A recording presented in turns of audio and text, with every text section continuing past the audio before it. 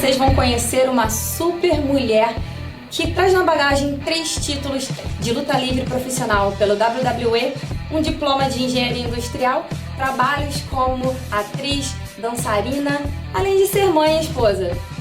Em meio a tantas conquistas, ela se tornou a líder do Woman Empowered, um programa que traz a defesa pessoal feminina para as mulheres ao redor do mundo.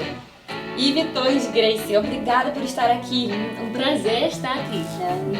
Your story, your passion for teaching women all over the world how to set boundaries and defend themselves inspire me, and I'm sure you will inspire everyone. So let's talk about how it started. How was the transition from college to becoming a WWE diva? Yeah, so many people would not expect that someone who went to school for engineering ends up in the WWE as a professional wrestler. But interestingly, for me, it was, now I know it was the path that was meant to happen.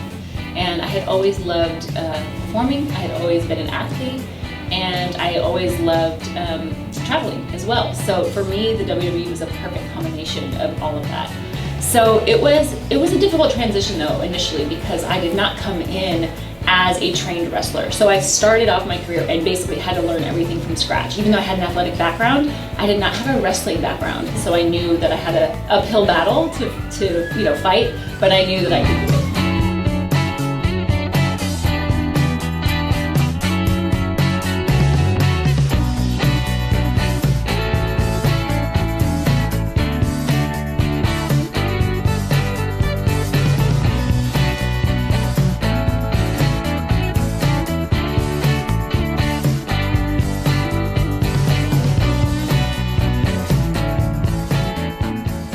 So you've mentioned that you had to learn wrestling, and now you're also like a purple belt in Jiu-Jitsu. How was your first impression of Brazilian Jiu-Jitsu? Yes, so I started learning Jiu-Jitsu around the same time I actually started wrestling, which was now almost 11 years ago. But I actually started around the very same time. I met Henner at my very first class, and my now sister-in-law invited me to a class to take my first Jiu-Jitsu class. So I had my first lesson. I had 2 conflicting, emotions. Obviously, one was like, wow, this man who I just met who just to give me this class.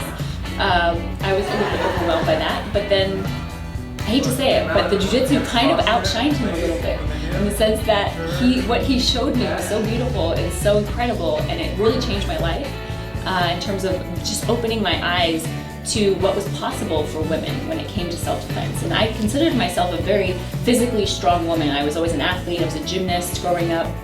But I always knew that even me as kind of a stronger woman couldn't do much to defend myself against a man if he really meant me harm. Right. And so my first experience with Jiu-Jitsu was one where I felt like it finally leveled the playing field in ways that I never imagined were possible. And that's, it was the beginning of a beautiful part of my life, which obviously was, my connection to Jiu-Jitsu, and then that's obviously the day I also met my future husband, and then what we've been able to build together has been something that's really beautiful for, obviously for me, but also I believe for the world. It's something that the world needs.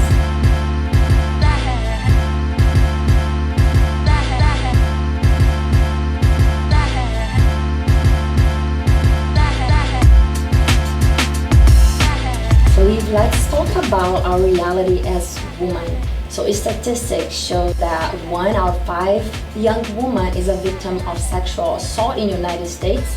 In Brazil, over 2 million women are sexually assaulted. I would like to ask you, when was your breakthrough? When did you realize there is a huge problem and you decided to share with all women the skills to defend themselves against violence? Great question.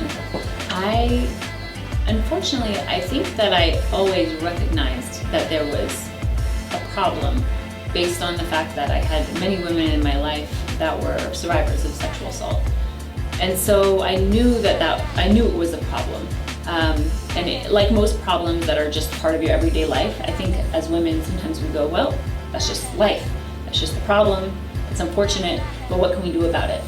And so it wasn't until I started my path with Jiu-Jitsu where I really truly believed that there was an option for women. Because while we know that part of solving the problem with sexual assault in the world lies with men, teaching men to respect women, teaching men teaching them to understand consent. That's part of the problem. However, while we help men understand that, women also need to feel like we have some ability to take some control back and to protect ourselves and to keep ourselves safe. And so for me, Jiu-Jitsu was the first time that I actually believed this was possible.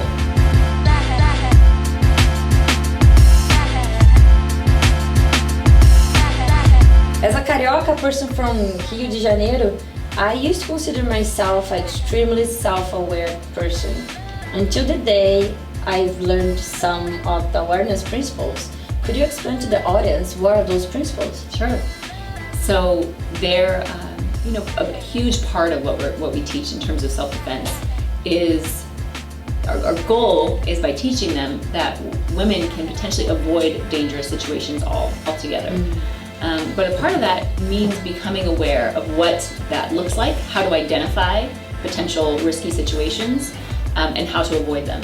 So when we're talking about basically, let's say, you're out by yourself, or maybe you're at a gas station, or you're somewhere where you feel a little bit more vulnerable.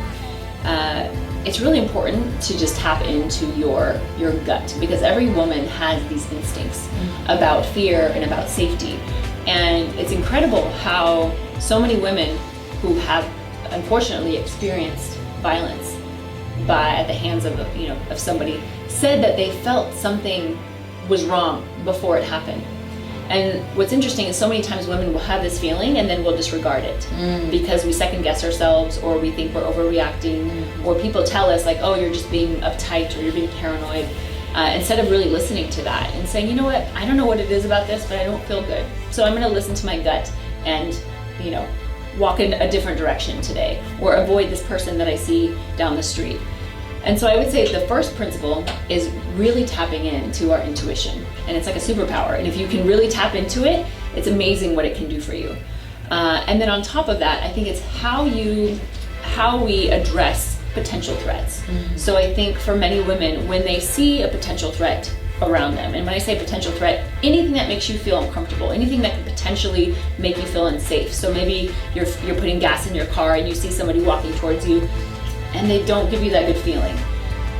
At that point, we have a couple options in terms of our behavior. And unfortunately, many women feel like if they just kind of ignore the situation, that the situation will go away. And unfortunately, that's not what happens. And actually, that's usually what the predator wants us to do. They want us to ignore it. They want us to kind of go in and turn to fear and try to avoid the situation, because then they can get closer to us without being detected. So the more confident we are in our stance, the more we are able to make eye contact with somebody, or to address them verbally, or to ask them to, stay away from us.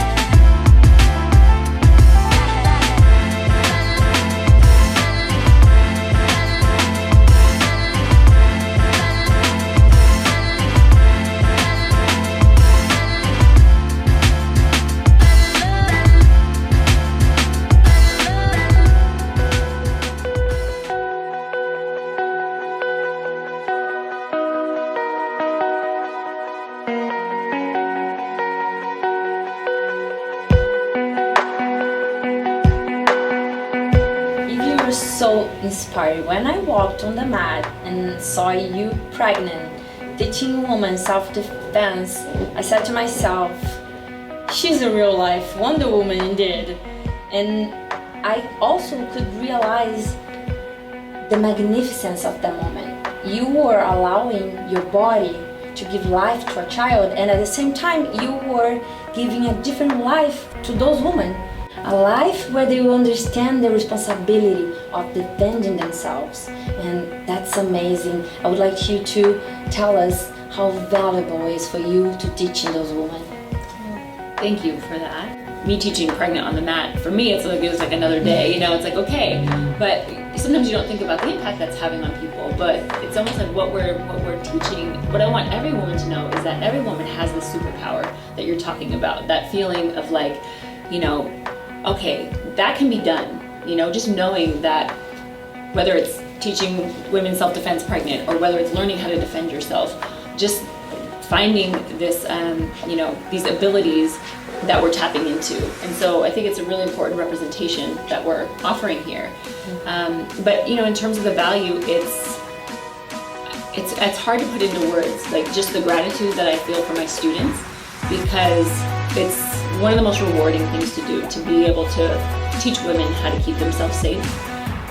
But watching some of their physical and emotional and psychological transformations is almost the most important part of what we're doing, and the most impactful part. So watching these women who maybe have had histories of trauma or abuse or violence, and then finding this sense of empowerment and seeing how that transforms their life it's kind of indescribable in terms of how meaningful it is to me and to the program and to every woman who's teaching this program.